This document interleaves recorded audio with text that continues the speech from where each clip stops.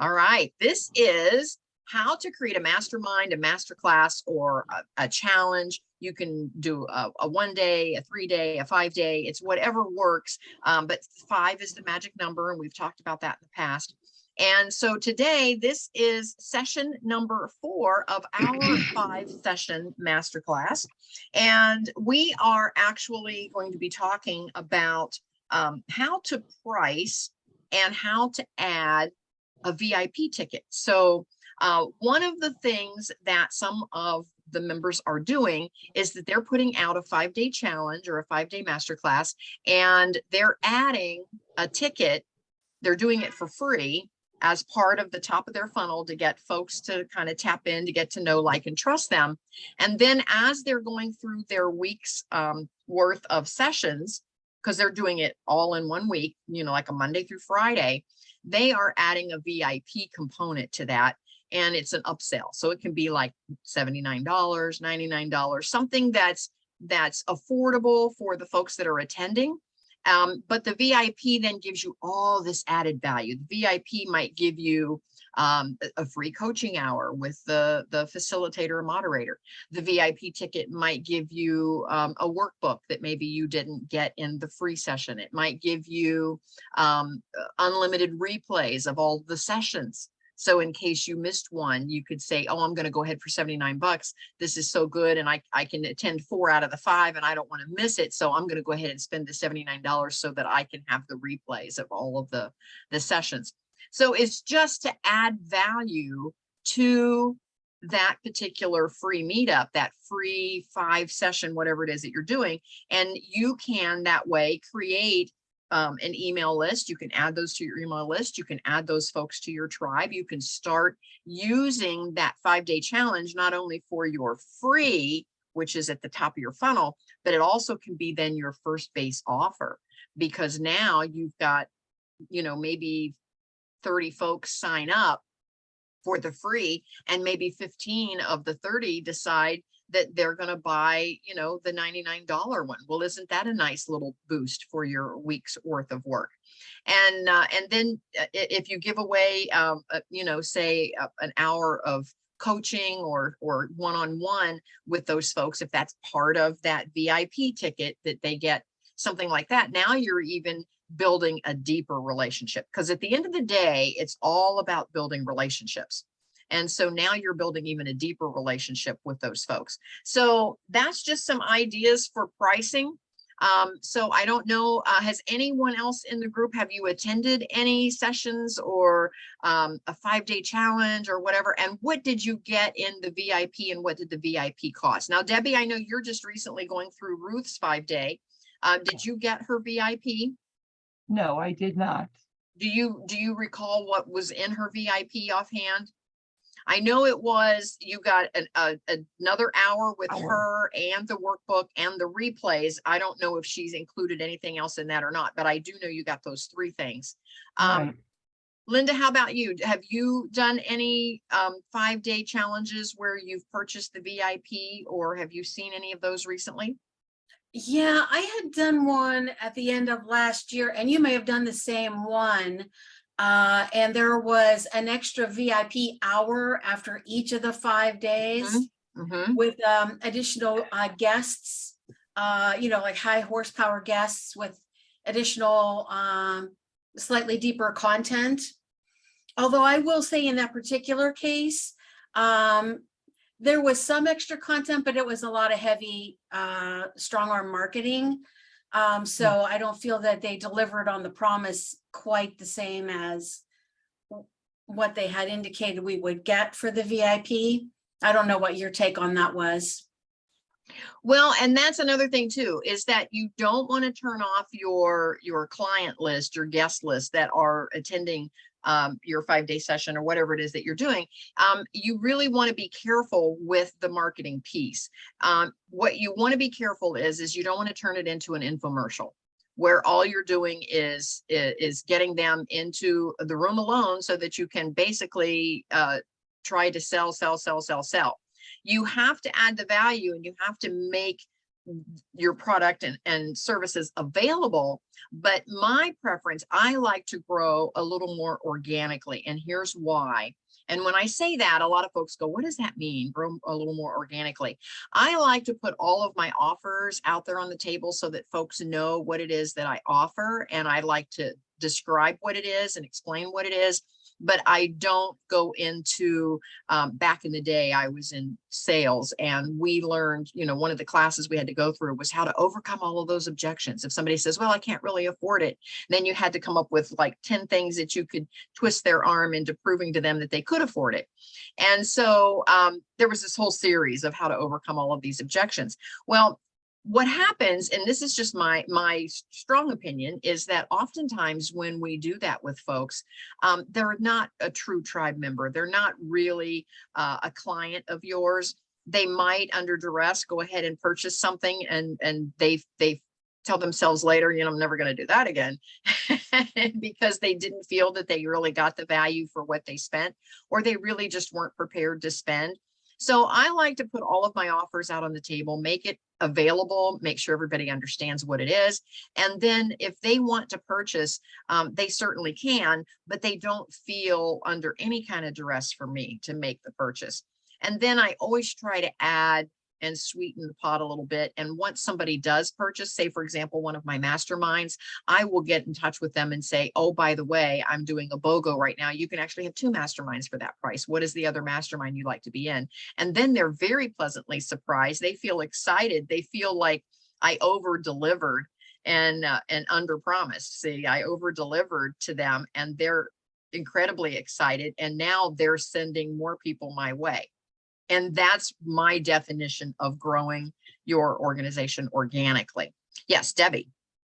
I was working with a person named Aaron Scott and his wife.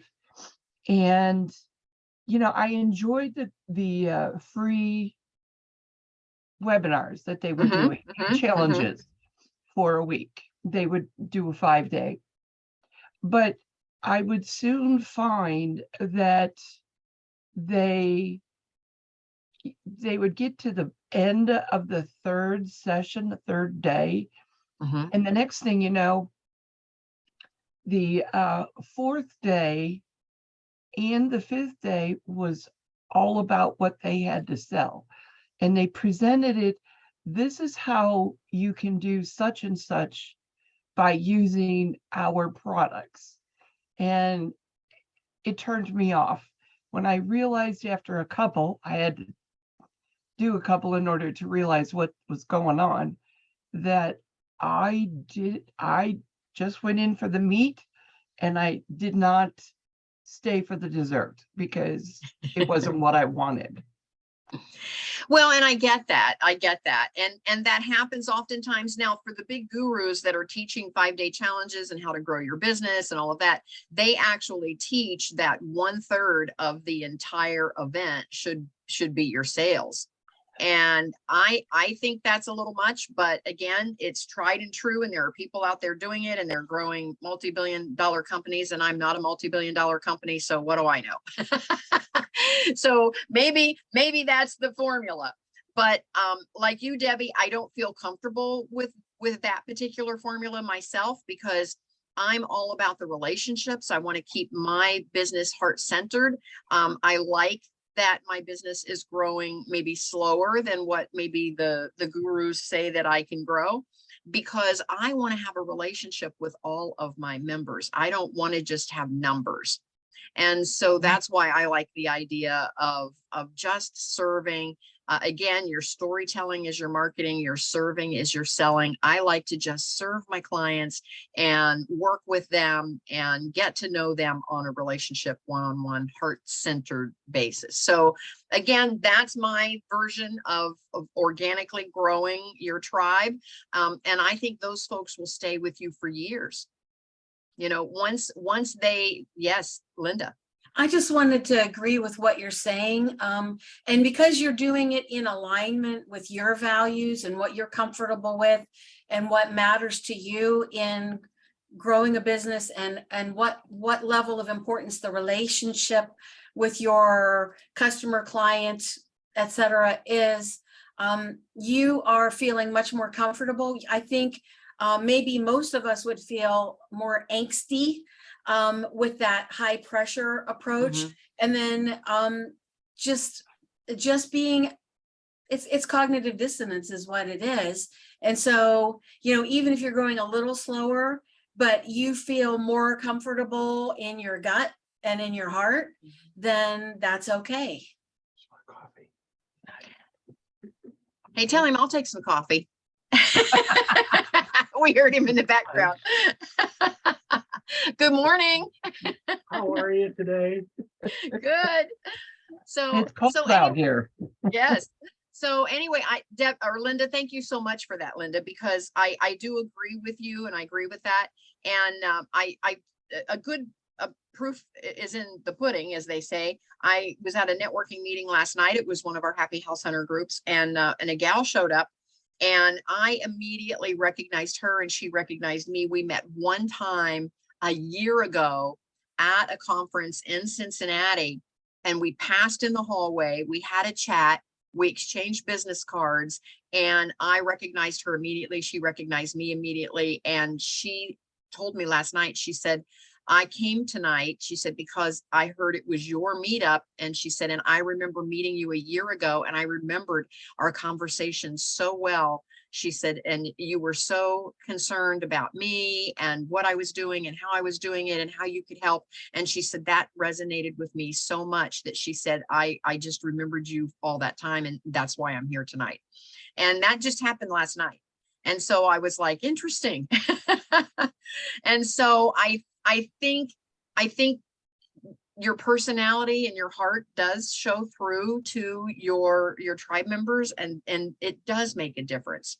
And those folks are true fans. And that's, I think, my goal, and I think that's all of our goal, is to actually build a business where we have true fans, folks that really appreciate what we're delivering, and they feel that we're in it for them, that we're actually there to try to help them take that next best step or do that next best thing in their business.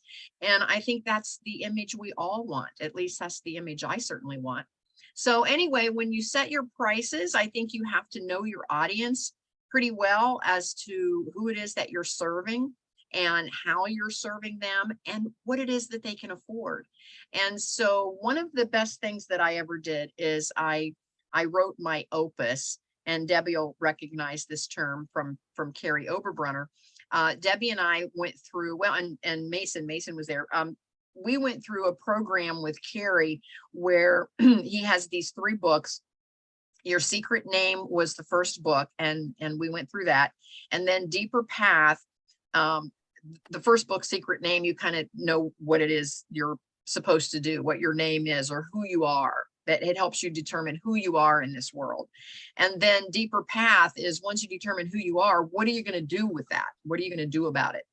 And in Deeper Path, at the very end of the book, he walks you through how to write an opus. And it's kind of what your life mission is. It's you're writing out from the heart. You're writing out who it is that you want to help, how you want to help them, and why it's so important to you. And then once you know who you are and what you want to do with who you are, then the Day Job to Dream Job book was how to take that information and actually turn it into a business and monetize it. And so when I went through Deeper Path, for me, it was about helping folks that were an earlier version of me. The single mom, the working 2 jobs, didn't have any time. I had, not only was I working 2 jobs, but then I came home to take care of a baby by myself.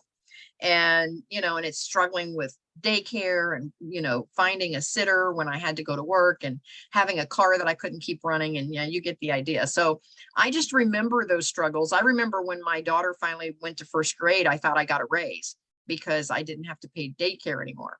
And it was true. And for the first time, when she finally started to school, and I didn't have to pay for daycare anymore, I actually went out and bought health insurance, if that tells you anything. I mean, that's the kind of a struggle I was in at that time, and just crossed my fingers those early years that neither one of us got got sick or had any serious injury, because I couldn't afford the health insurance at the time. So anyway, so long story short, what really, and again, this is how you write your opus. It's what breaks your heart, and it's what really, kind of pisses you off. And so, and that's a Mike Kim term for those of you that know Mike Kim. And he says, you got to know what pisses you off, and you got to know what breaks your heart. Well, what really makes me angry, and I'll soften up that word a little bit. What really makes me angry is that the folks that need it the most can afford it the least.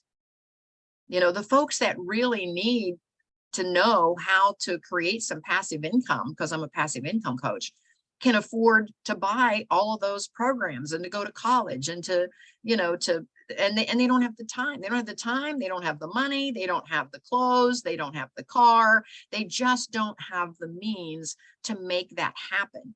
And they feel, and they convince themselves that they can't do it, because they think, I couldn't go to some fancy meetup. I don't have the clothes to wear. I can't go to college. I don't have the money to pay for college. I don't have the time. I don't have the babysitters. I don't have the income. And so after a while, they convince themselves they can't do it. And so that's what it really kind of makes me angry, is that the person that needs it the most can afford it the least. So that was my first part of my opus. And Mason, I'll get to you in just a moment. And then the second part was then what breaks my heart. Well, what breaks my heart is that it's the children that suffer the most. It's the children of those parents, and the parents don't mean to make them suffer, but because they're just trying to get through life. But it's the children of those parents that suffer, because at that point, I can remember leaving my daughter with a babysitter that I didn't even know. And I just held my breath, because I'm thinking, oh my gosh, I don't want to lose this job. I have to have the income in order to pay my bills.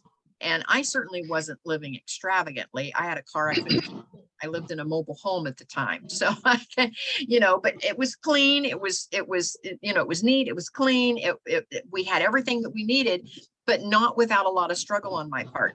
So when I finally was at the place in my life that I could give back, and Debbie and I sat down and decided to go through that program of Secret Name, Deeper Path, and Day Job to Dream Job, it just kept resonating over and over with me that those were the folks that I wanted to help the most. And Mason had a little bit of background noise there. We'll come back to you in just a moment.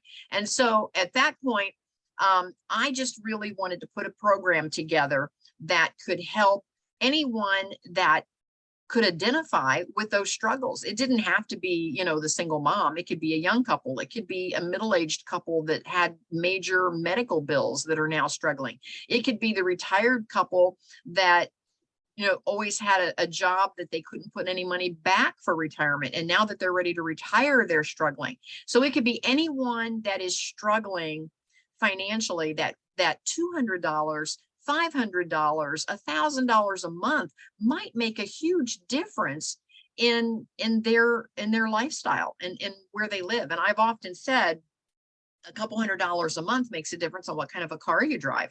Well, $500 a month might make a difference in what neighborhood you get to live in. $1,000 a month might make a difference in your zip code and what school your kids get to go to. So it makes a huge difference, and it doesn't take a lot of income into a household to make a difference. It's taking more and more every day as we see prices go up, but you just don't know the impact that you can have with what your message is. And so I encourage all of you to start from the beginning and really think about who is your audience. And then when you're setting prices and you're setting your VIP ticket to any of your master classes or 5-day challenges or whatever you're putting together, price it according to your audience. Don't price out the people that need it the most, because that's where you're going to make the biggest impact. Because at the end of the day, and for those of you that know, my book just published, and it's called Called to Speak, Lead, and Impact. So at the end of the day, it's the impact that makes the difference. How big of an impact are you going to leave on your world? Are you going to leave on your neighborhood? Or are you going to leave even on your family? Because as you monetize what it is that you're doing, that's going to be a legacy and an impact that you're leaving even for your family. So you're going to make an impact across the board. So just don't price yourself out of the market. So that's my spiel on prices. All right, Mason, we're going to ask you to unmute again. And did you have a question, comment? I hope I didn't go on so long that you forgot your train of thought there. No, I'm not that bad this early this morning because I just had my coffee. I was going to say part of what you were talking about to kind of summarize that, because I can relate to that, is be vulnerable enough to yourself to admit this to yourself, and then that's what will attract others to you. You know, if you're trying to relate to people who you're trying to help, you want to make that connection, and that's you understanding you may not like it. You probably won't like it. Your own vulnerability, because also, in addition to everything you said, something that holds people back is, I'm not worth it. I can't do this. It's called learned helplessness. A gentleman named Marty Seligman, who's the founder of positive psychology, it's called learned helplessness. We are taught that. So, and you have to struggle to get out of it. So a lot of times getting people to the next level is also helping them understand they can get past that. So that's a good point. That's all I want to add on. Yeah, no, that's a great point, because a lot of the folks that I work with, you know, the first hurdle we have to get over is that they don't think they can do it. Yeah, that's the first hurdle. They don't think that they can take that next step. And so sometimes you have to start that elementary with folks, and that's okay. And I see a lot of that, especially in my lane of real estate investing. I often see folks in that real estate investing lane that they're like, there's no way I can have an investment property. I don't even own the house I live in. How can I have an investment property? And I love those conversations because I can show them how. And then they get excited. So anyway, any other comments or questions or thoughts on pricing and putting together our VIP package before we turn it over to Linda? Okay. Well, with that, we are actually doing a 5-day challenge. Everyone in the group gets to practice. I did a whole session for 5 sessions. I did the whole 5-session package, and then Mason did it. And then we had Angie, and she's not on with us today. And now Linda, and she is on. This is her session 4 of her 5 sessions.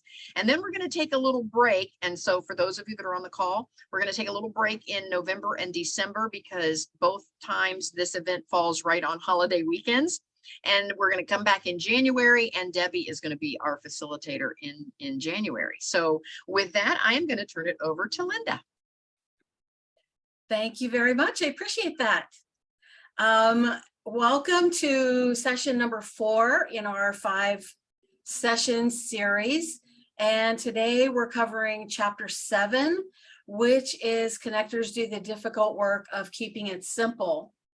And we've talked about this in some ways in previous weeks or months, in that if you are a fairly smart person and maybe you've had some additional education, you want to come across as a pretty bright person. And actually we get kind of trained that if you explain something too simply, it makes you look less learned, less competent, less respectable. And we really need to just step aside from that. I love something that Dr. Wayne Dyer said, and it was a take on the KISS method, which the original way that I had heard that was just so offensive. It was keep it simple, stupid. And what Wayne Dyer says is keep it simple, sweetie. And I think that's a great way for us to remember to approach that. There is nothing that makes you look stupid in saying things simply. And we'll get into that a little more deeply as we go through today. Leonardo da Vinci said, simplicity is the ultimate sophistication. And I just feel that that is so accurate and so wise, because the deeper you get into something, you do see the ultimate essence of it. And that is simple in the midst of all of the other complexity that may be part of whatever field of endeavor it is that you're talking about. In the book, John Maxwell talks about a great way to connect with the people that you're talking to is to use stories or illustrations. And he had a few guidelines that were easy to remember and could be helpful if you're doing a presentation or any kind of speaking or just communicating on a personal level. And he says, you want to include some humor, something that will make people laugh. Also, something with heart. That would be something that would captivate people's emotions. The third H is hope, something that will inspire people. And the fourth and last H is help, something that will assist people in a tangible way. So if you can include some or all of those in a presentation or just even a conversation, you're going to make it more meaningful to the person that you're communicating with and hopefully connecting with.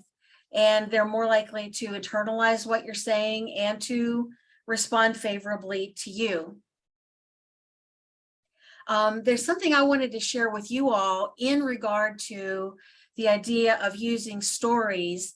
This is a book that's fairly new. It's less than a year old. It's called The Pop-Up Pitch by Dan Roam, R-O-A-M. And his premise is that he takes the classic hero's journey myth or story format and uses it to create a presentation.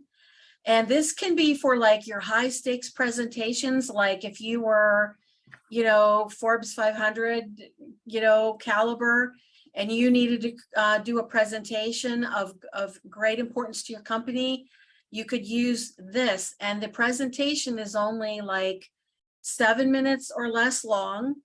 It follows the framework of the hero's journey, and you are not a slave to spending 2 months creating slides for this high stakes presentation. You've got it to the human level of connecting with your audience via the hero's journey. And it's very, very impactful. If you're doing presentations of any sort, I highly recommend it. I got the audio version, and as many of the audio versions do, that there's a lot of material. There is like 120 some page PDF that is an attachment to the audiobook. So you still get the worksheets, you still get the little diagrammed examples. And Dan Roam is famous for his little stick figures and his very simple drawings that captivate attention. So it's interesting, it's humorous, it's attention getting. And I think for any or all of us, it could be life-changing in our ability to deliver impact when needed. So I'm in the process of, I've got a rough draft of my first story. It's not the polished end piece, but I think there's a lot of merit in what he has there. And I plan to do it from 2 different points of view. Like with my story, with the hero's journey of how things went, also from the point of view of my ideal soulmate client, and possibly even from JV partners that I may approach, and have them in the hero's journey and capture their attention. So I think there's many ways that we can use that tool. So just wanted to share that little bit with you. You never know where it may hit you in your world right now. John Maxwell, in this book, Everyone Communicates, Few Connect, has 5 guidelines for keeping things simple. And I thought we could go over those 5, and each of us may not have an example for good or for ill for each of these, but if something comes to mind of something that happened in your world, I'd love to have you share it. His first tip is talk to your audience, not above them. He said, anytime you communicate, whether it's to one person or to 100, it's always a good idea to keep it simple. Nobody gives you extra points for being obscure or difficult. He also said that when you talk over people's heads, often that communicator doesn't understand that shooting above people's heads doesn't mean you have superior ammunition. It just means you're a lousy shot. So nobody wins when we're shooting over people's heads. Mason gets it. And this is how I roll. This I, as in I, letter I. This reminds me of an old joke that says, "Don't try to teach a pig to read. You'll waste your time and you'll annoy the pig." And so many times we get all highfalutin. We're talking over people's heads. They are not the least bit engaged. We have wasted our time and we have annoyed them. Not to say that they're pigs, but we've annoyed them because it wasn't relevant and we just bothered them. So let's not do that. So my shorthand in certain circumstances is, don't annoy the pig. So does anybody have a memory of a time either when they did speak over people's heads or someone else spoke over people's heads, and what your reaction might have been at that time? Well, my best recollection, of course, is always in the real estate realm, because I want to learn, and I'm still learning. I'm relatively a new investor, even though I've been investing for about 20 years now. I'm still relatively new when it comes to the big boys, that are really spending huge money. And so when we have a speaker, when I go to all of these networking events for real estate, and we have a speaker that comes in that is using all these terms and acronyms and whatever, they lose me after about the first half hour. And I look around the room and folks are on their phones. Folks are, some of the gals are digging in their purse.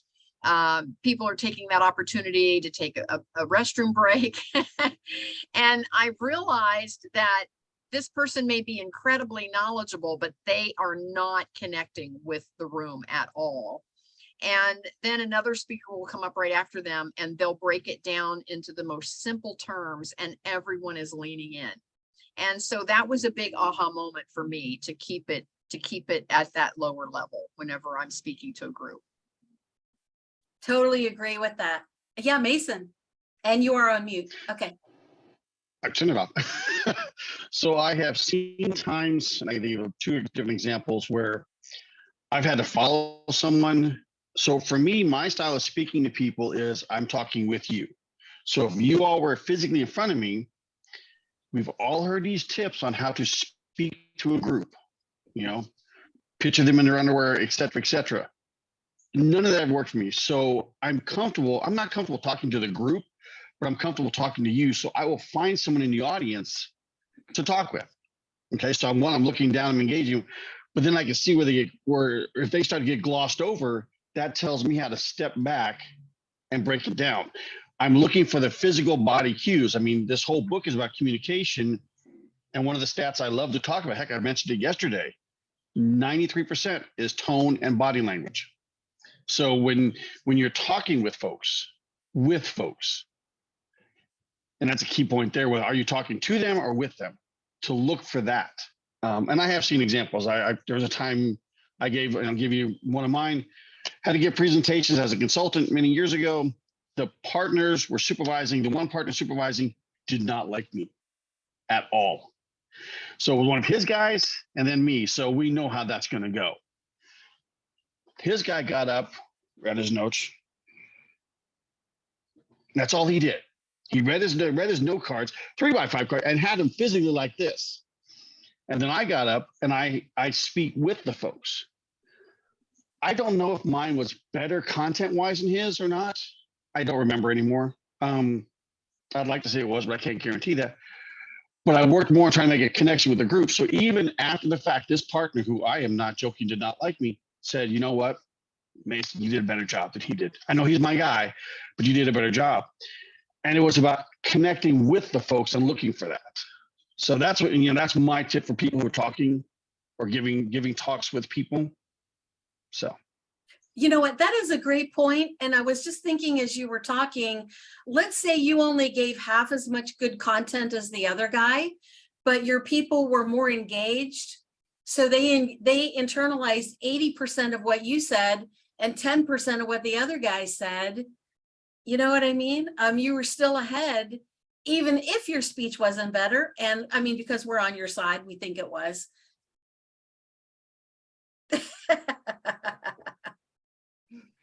It was so long ago, I don't remember anymore. I know he had lots of facts and figures, which once again, or I'll give you a more specific example. I sat in a conference in Illinois when I was in the Air Force, major command conference. There was a couple hundred people in the audience.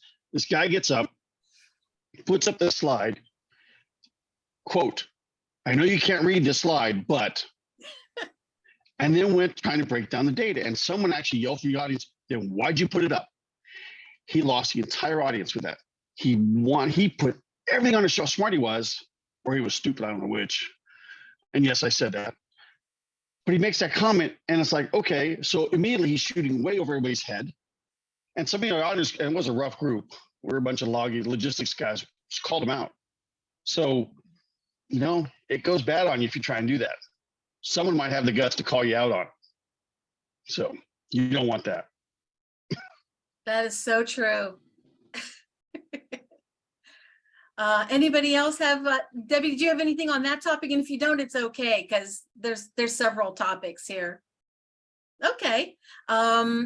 So that was, I'm scrolling, forgive me. Talk to your audience, not above them. The next one is get to the point.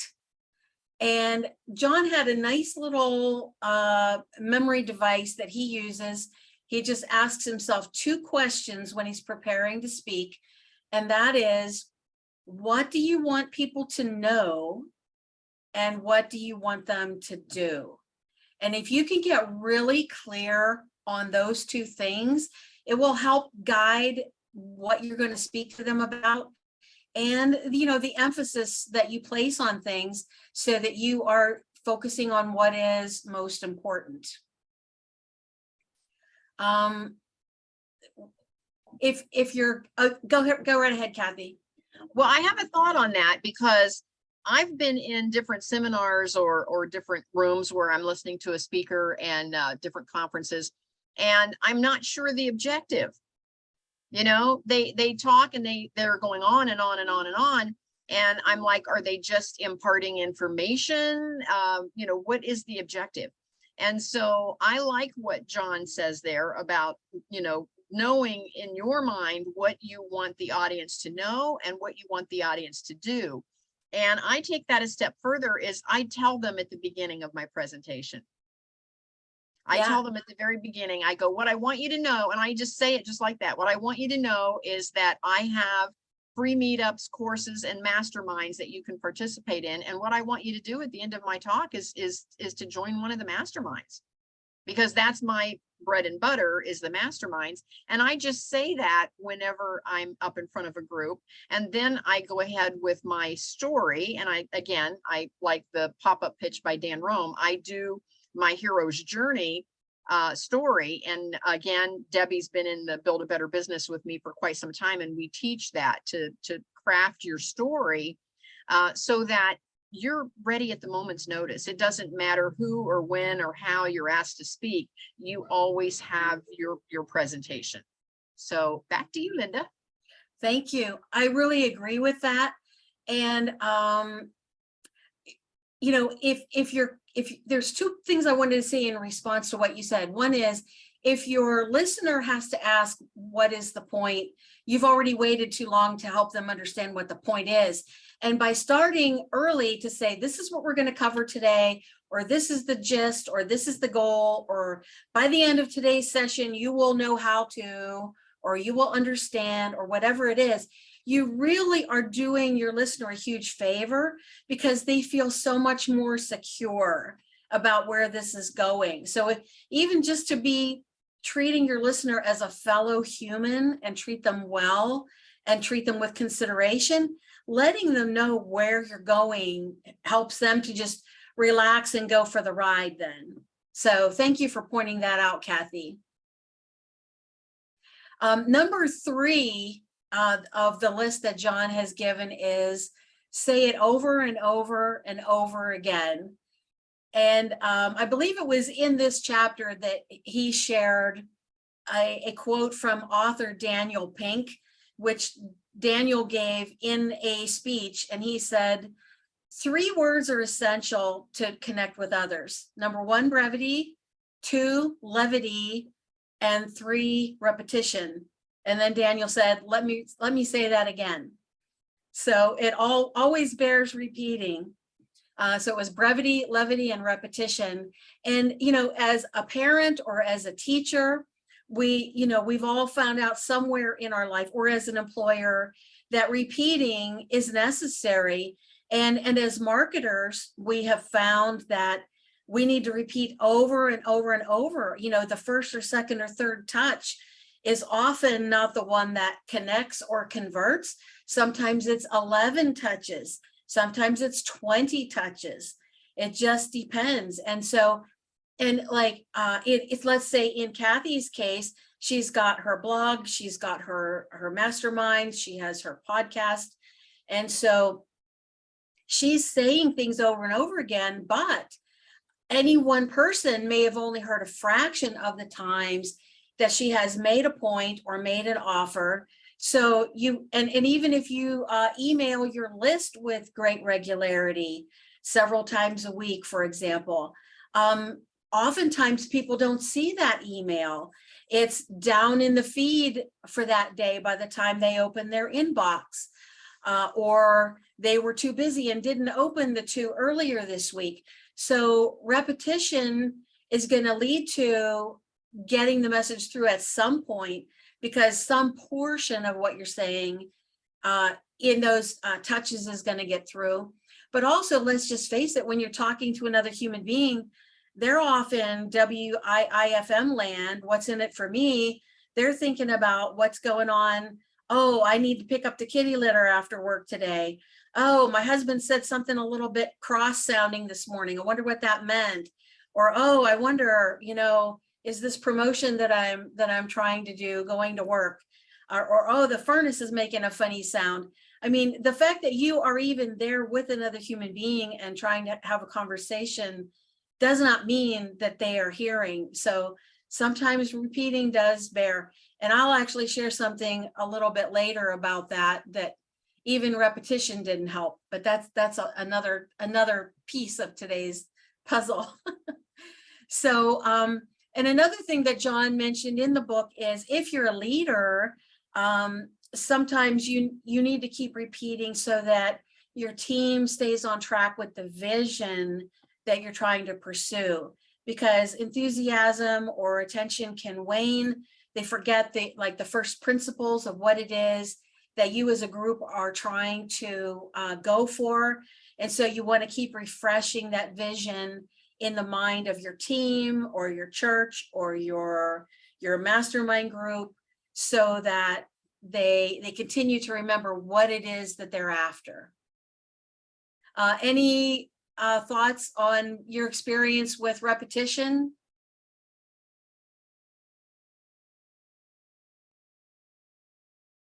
Yeah, Kathy.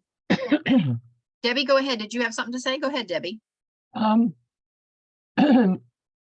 have to admit that lately, repetition has really opened my view on a lot of things.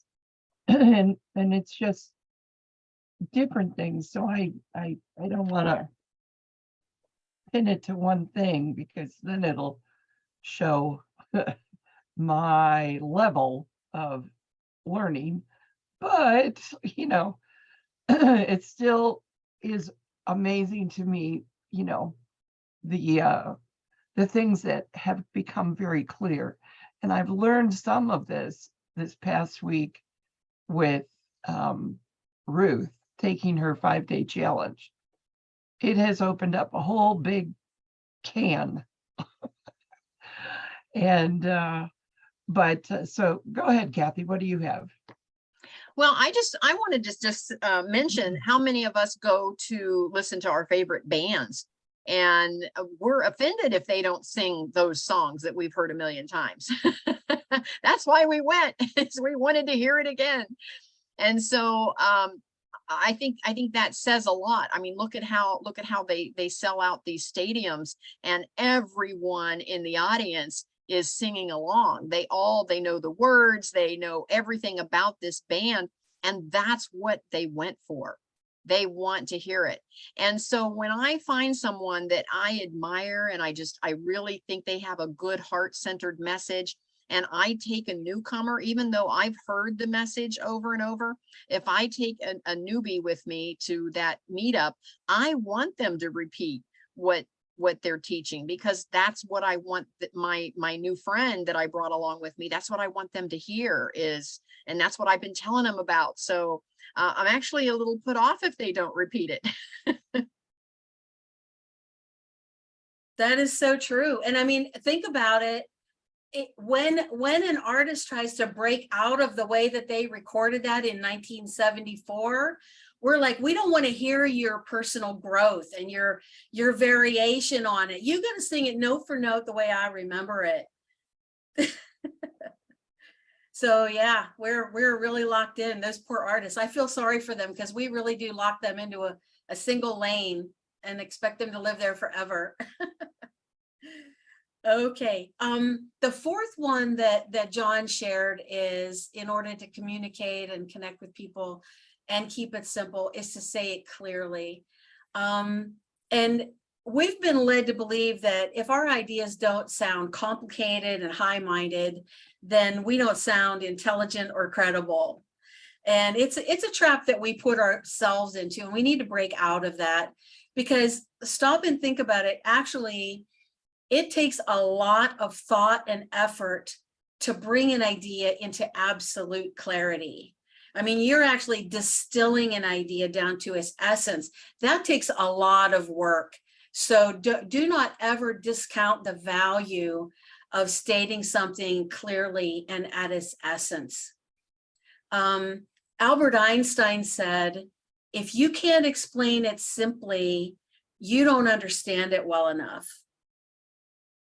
Amen. So, I mean, if someone as brilliant as Einstein said that, I mean, we should be paying attention. Did you have a comment, Mason, or were you just agreeing? Both agreeing, I have a comment. So as I talk about, I consider myself a writer, and I'm happy to take any topic and make it 20 pages. Years ago, I was writing newsletters or articles for my church newsletter, and the pastor said, no problem, but I need you to keep it to 1 page because of mailing costs. Okay. So whatever I wanted to write had to be 1 page because of mailing costs. By making me do that, it has helped me learn to focus down my writing, get it hyper focused. I'll give you an example. Just the other day, I have this thing I've done up, sent Kathy a copy. I was playing with ClickBooks, and it's a problem solving thing I came up with. And there's a section in it I really wanted to cut it down in size. So I had to work with it. It was originally 168 words. I had to play with it. I cut it down to 98 words, but still got the same message across. So that idea of getting down focus, it does take a lot of work, and it is very important. So true, and so worth it. And in a tangent, I mean, you were talking of writing, but also I've been learning about short form video on social media, and I'm going to be putting myself out there on social media. And it is amazing to me what you can do in a minute with short form video.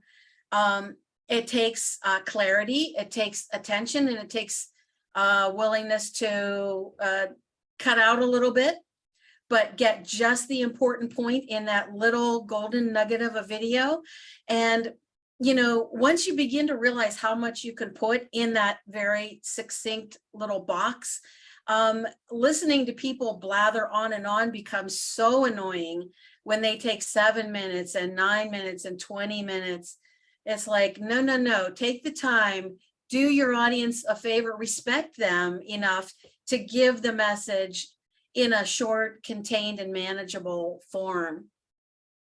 I have another quote from Emerson, Ralph Waldo Emerson. He said, "It is the proof of high culture to say the greatest matters in the simplest way."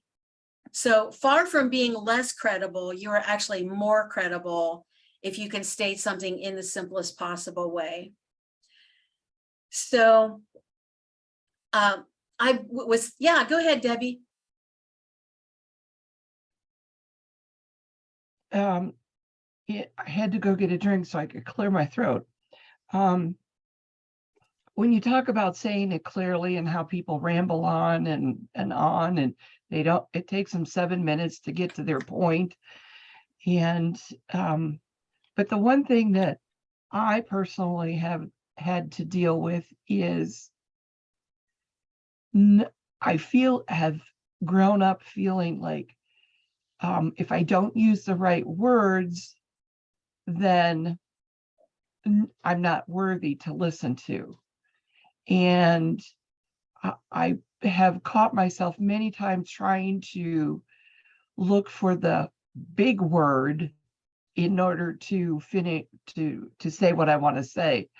And I would say that over the past maybe, I don't know, 6 months or whatever, with the more master classes that I do with Kathy and speaking, I find that I don't have to use big words. I can make my point very simple with simple words, and it might find more people that it's going to resonate with. And to me, that is significant. And sometimes I catch myself where, yes, I can say what I need to say without using a big word. And I think I've talked about this with Kathy before. So I'm finding it easier to speak what I want to say and not fumble on words. So that's my personal experience that I have found doing more and more so repetitious that I can do this. I can talk better, or at least use the right words. With my voice, it may sound terrible, but it's what I have to deal with right now. So trying to find big words is not in my package. It's just using the words and saying what I need to say, so that because like I said, I have to work with my voice the way it is. And so that's what I have to add. Sorry, Mason missed that. Yeah, he had no control over when the contractor came, so. Oh dear. Yeah, he had to Yeah. step away and meet his contractor. I want to add to that. I have a gal that she has a huge speakers bureau, and she's all about on stage speaking. And of course, the larger the audience, the more nervous I would be if I had to get in front of a larger audience, because all of a sudden it's hard to know who your audience is. The larger that it is, the more that you're thinking there's probably some really smart people out there, and I'm going to have to act like I know something here. Exactly. And so I would get a little nervous, and she says, I'm going to give you a hint on how to get rid of that. And she said, and you can do that whether you're on a Zoom call or whether you're in the room. It doesn't matter how many people are in your audience. She said, just move your conversation from your head to your heart. Move your conversation from your head to your heart. And she said, and when you are heart-centered and you're speaking from your heart, that you truly want to help the audience get to the next level and your information is important, she said, then it doesn't matter how you say it. She said, they'll get it. They'll hear your heart. And she said, and as soon as you move your conversation from your head to your heart, she said, you'll have your audience captured. She said, they will be hanging on every word. Well, that just resonated completely with me. Thanks for sharing that. Yeah, that just captures it perfectly. Mm-hmm. so many times when someone is afraid to speak, if they can just focus on what it is they want to communicate to the person and not worry about how they're going to communicate it, which is exactly what from head to heart means. If you focus on what I really want you to know, what I'm passionate that you find out, because this is going to help you in some way, then I stop tripping over myself and how I look and my words and all the things. And I'm just looking at you eyeball to eyeball to share this important thing that is just so vital that you know. So I want to, I've been thinking about this whole idea of clarity and communication. And I read a book many years ago that was so good, and I left it on the airplane and could never find it again. I couldn't even remember the title exactly, but it captured my understanding in a way that nothing had before then. And it was about communication, and it basically like how tricky communication can be. And so I was pondering on that part of it. I'm just going to try to change my screen a little bit. And the essence is what you meant to convey versus what you actually said versus what they heard. And so it's fraught with danger, the whole process. And I was thinking about it and put it in terms of like a train that's carrying a message from you to the other person. And all along the way, there are like these switching stations that can suddenly send your message onto a side track, and you have no control over that. In other places, the track might be broken and the train can't even carry your message to its destination. And so in terms of what you meant to say versus what you actually said versus what they heard, I was thinking, so you share a message with someone and they have baggage or assumptions about what they think you said. So maybe it was like one particular word that you used that just sent them off on a side tangent. It's like sending that train off on the rail on a different path. And you don't even know that they went somewhere else. You know what you're trying to convey, you know what you actually said, and you have no way of knowing what they did with it. Another thing that can happen is they assume that they completely understand your meaning. And so they don't ask any clarifying questions to dig deeper. So they run with what they think you said. Another case is that they don't know what you meant, but they also didn't ask.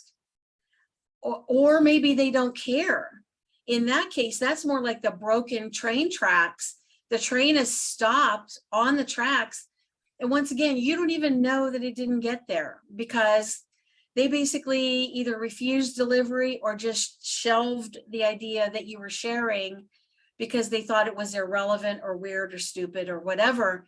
They never did get your meaning fully, but you are there thinking communication has occurred, which is so frustrating. And we've talked in previous meetings about being vulnerable. So I'm going to be vulnerable with a story from real life. This is with my sister. Yeah, go ahead. Before you get in your story, which I'm really anxious to hear, I'm not sure if I understand. You said what they said, or no, what you said, what they heard, and was there any after that or no? Well, the first one is what you mean to say. Oh. And then the second one is what you actually say. Oh. Okay. And then the third one is what they think you said. Oh. Okay, got it. Yeah, I mean, interrupt. no worries, because if we get clear on how fragile communication actually is, it can help us to be a little bit more successful. But this thing about saying it clearly and even repetition, I did this and just recently found out that communication that I was trying to have with my sister was just really a disaster.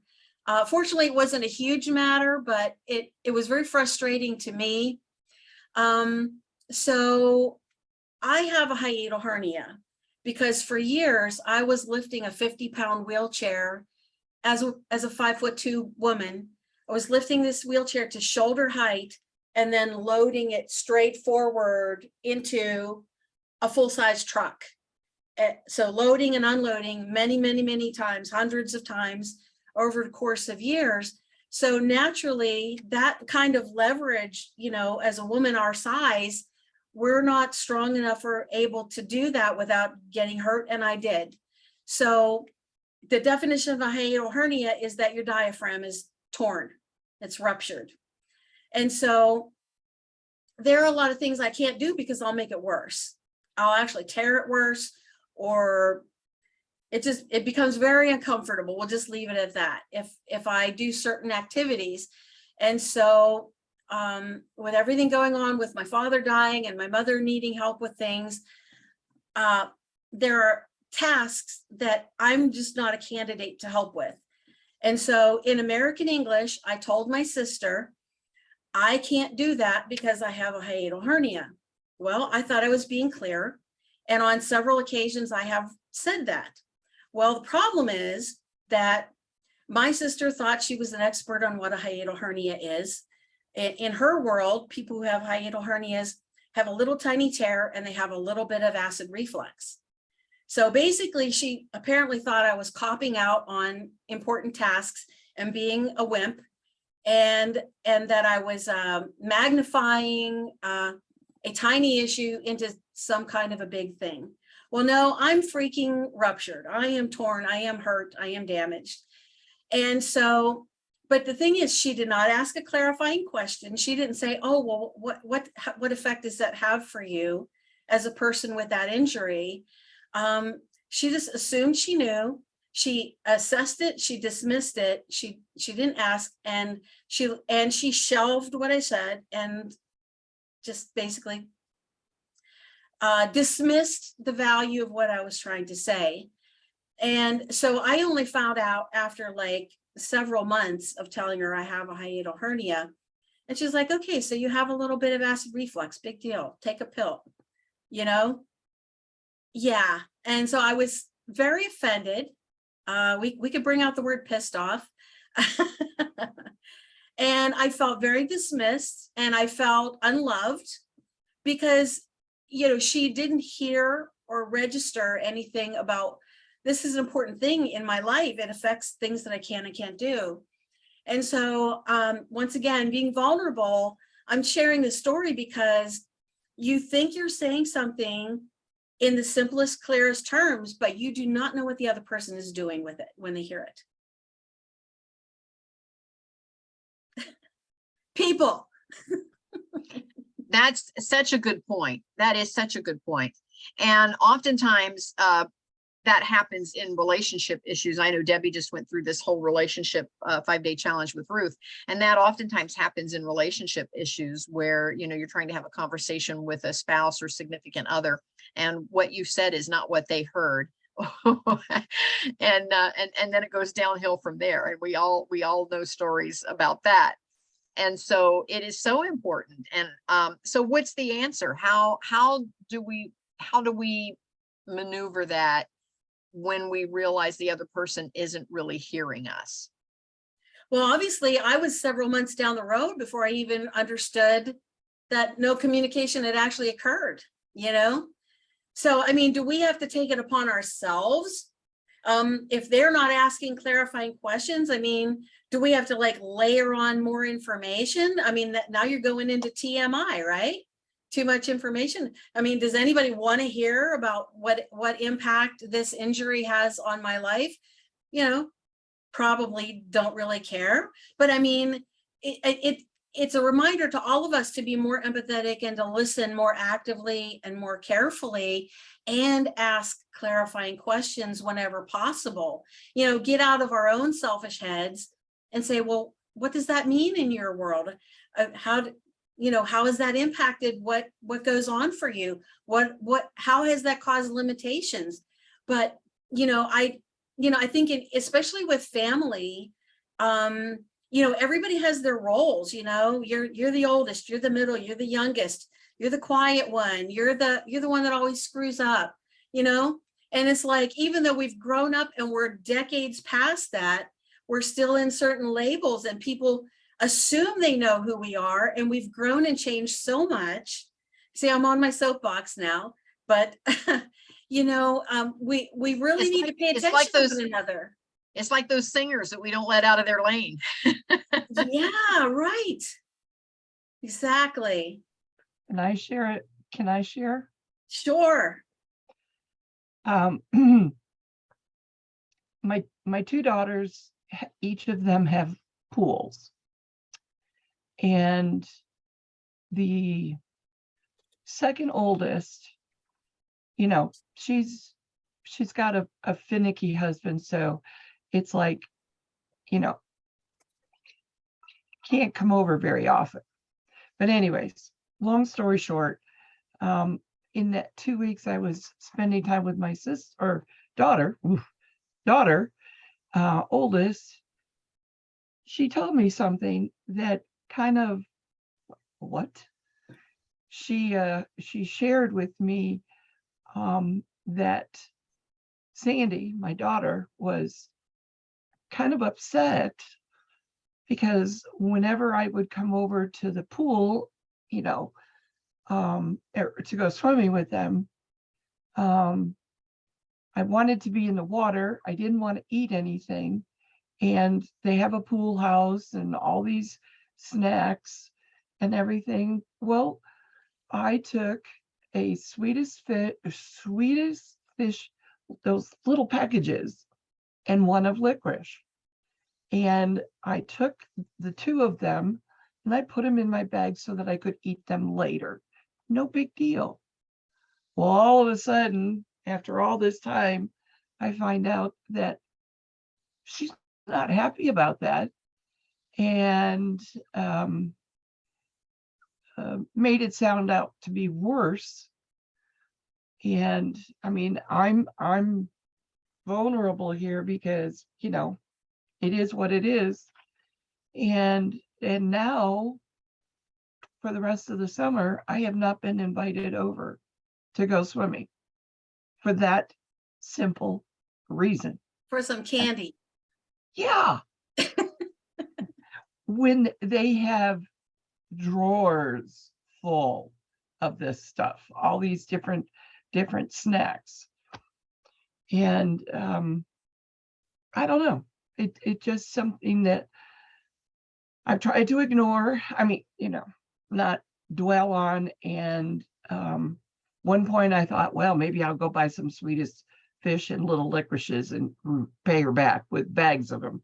But then I thought, what's the point? I don't know. So I agree with you, Linda. It's what they envision and what they are assuming, and then that's how they judge you. So, anyways, there's my vulnerable contribution. Well, and I think there's a good lesson and point in there is oftentimes we do make assumptions. We assume what the other person is thinking. We assume what the other person is feeling. We assume what the other person is trying to say, and we really don't listen to what it is. And so again, you kind of wonder what assumptions your daughter made. What difference does that make? That, I mean, in the scheme of things. And so I guess I would have to question, what's the real conversation that needs to happen there? And I don't know how to get to that. Yeah, I don't. And that's why relationship issues are so difficult, because you don't really know what the other person is thinking or assuming, or even what in their background prompted that emotion in them. And Mhm. so it is hard to connect when it comes I think the closer the relationship, the harder it is. Yeah. Yeah. And I feel like, well, I mean, the kids, they go in and out grabbing snacks all day long. Okay. And I guess I'm being an adult, I'm not supposed to do that. And so, it's just a strange situation. I don't know how I want to address it. Maybe I'll just forget about it. But the fact is that I open my house to them, whatever I have, right? And I I always thought it was being reciprocated, but maybe not. So whatever. Sorry. Yeah. And Oh, you really don't know what's going on in someone else's life either. It could be that if you could get to the bottom of it, it might not have anything to do with that at all. Maybe that's just how it exposed itself at the time. Mhm. Whatever the issue is, it may have, maybe they had an argument over something. Who knows? you Thank know, you for letting me share. yeah, because sure. it may not have anything to even do with what you're thinking it had to do with, because that's how relationships sometimes get convoluted like that. Is once you get to the bottom of it, it's like, that's not what I was thinking, and you're like, well, I told myself. And I think that brings me full circle to something else that I want to share. Is sometimes it's the stories we tell ourselves. Mhm. It's the stories that we tell ourselves. Mark will do something, and then the story that I tell myself about what he did may not have anything to do with the reality of what it was, but it's the story I tell myself. And so I have to check that. I have to stop doing that. And I've made a conscious decision early on in the relationship to just not do that. I just don't tell myself a story. I just come right out and ask. Mhm. Instead of telling myself a story, I just ask and say, what was that about? What's going on? Help me understand. And I just don't tell myself a story. Thank you guys very much for being vulnerable and opening up and allowing me to share an experience also. And that just kind of helps, uh, get it out, release it into the air. So it's not something that, and it does not, um, anyways. So Linda, you go on. I don't want to keep you from. Yeah. Well, I did want to come back to what you were saying though, and you had said, well, I think I'll just go ahead maybe and forget about this. And of course, the candy, it's 49 cents worth of candy. It doesn't matter at all, but your relationship is being affected, whether because or not because of the candy, we don't know for sure. But I mean, it sounds like you haven't been invited back for a long period of time. Yeah. And that is worth not ignoring. And I was actually going to bring up the exact same thing Kathy did, which is the stories we tell ourselves in our minds. I had learned that principle, I think, from Brene Brown.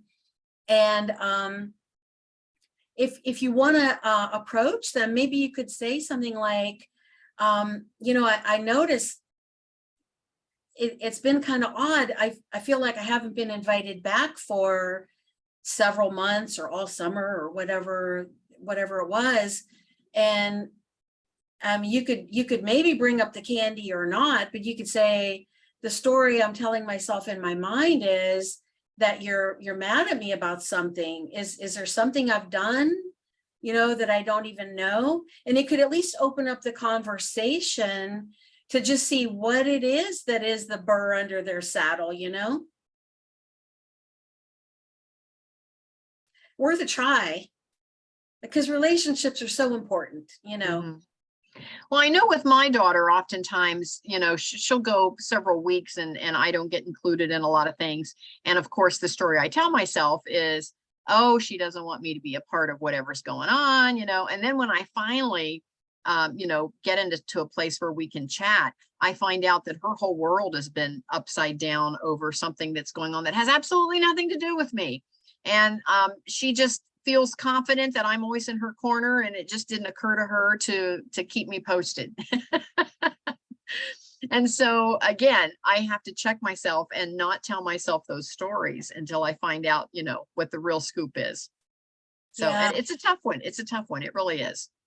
In that vein, you know, I don't think my family knows that the times that I disappear, that I go radio silent, is when I'm fighting the biggest alligators, and they might think, you know, I'm distant or whatever. I mean, this is especially in previous years when I had some really crazy big alligators I was fighting.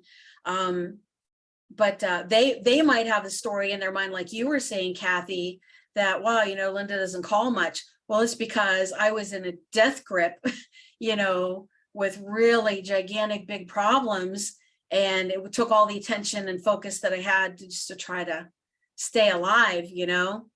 So you truly don't know. And the candy may or may not have been anything to do with it, but they might be struggling with something privately, or they might just be being petty. You don't know. But until you get them to actually tell you out loud, you won't know.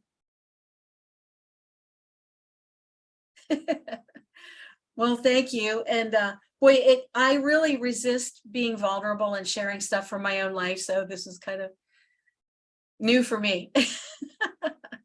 Well, then thank you. Like Debbie said, thank you for being vulnerable, because once, again, in communication, when you're in a group, and I appreciate small groups especially, is when one person becomes vulnerable, then it almost gives permission for the rest of the group to become vulnerable. And so thank you for that, Linda. You're welcome.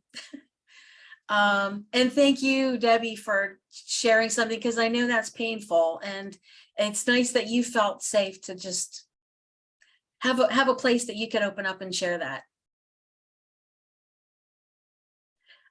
So the last of the points that John had in his chapter here was number 5, to say less. And you may have gathered that I have quotes on quotes. I've been an aficionado of saving quotes for many years. Back in the day, I kept trying to find ways to like control them and save them. And I had like a decorative box with a slot in the top, and I could write them on little pieces of paper and drop them in, and at least they'd be corralled. Well, now I have Evernote, so I can just go freaking crazy, and I can tag them, and I can store them, and I can pull them up anytime I want. And so one of the quotes that's been really important to me for some years now is by the author of The Little Prince. And I'll say his French name in an English kind of a way, Antoine de Saint-Exupéry. I could throw the big old French accent on it, but that would just be too much. But he said, perfection is achieved not when there is nothing more to add, but when there is nothing left to take away.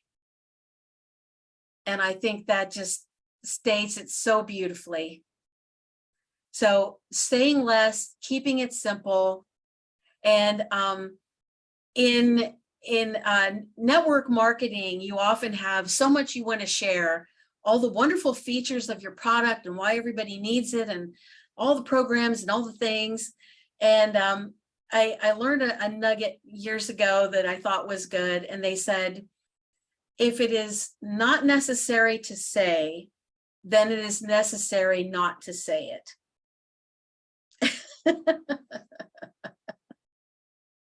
So those are my 2 golden nuggets on the topic of saying less. Do you guys have anything? I like that, Linda. Thank you so much. Any input from either of you? You know, that says a lot. I mean, Yeah. that almost takes the box and put a big bow on it. Mhm. I know, and maybe especially for us as women, I don't know. Maybe.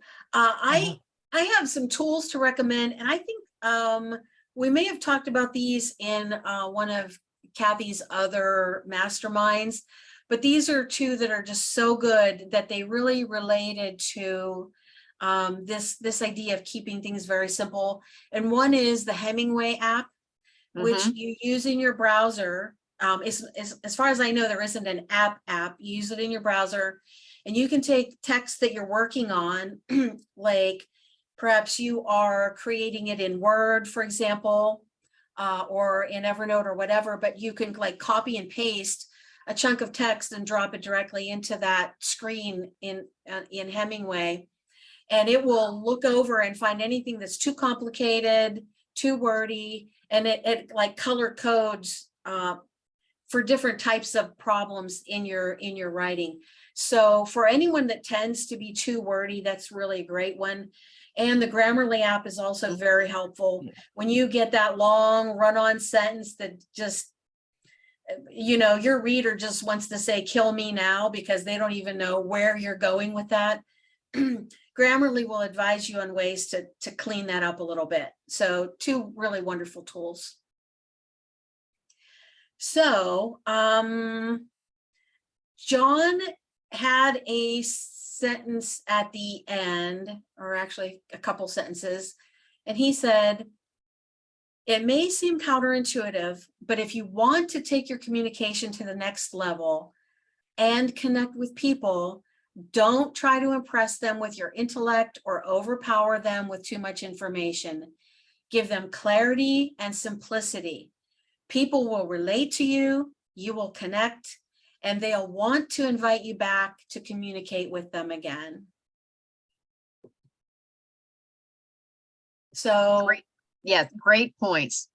yeah. So to end where we began, just remember Leonardo da Vinci said, simplicity is the ultimate sophistication.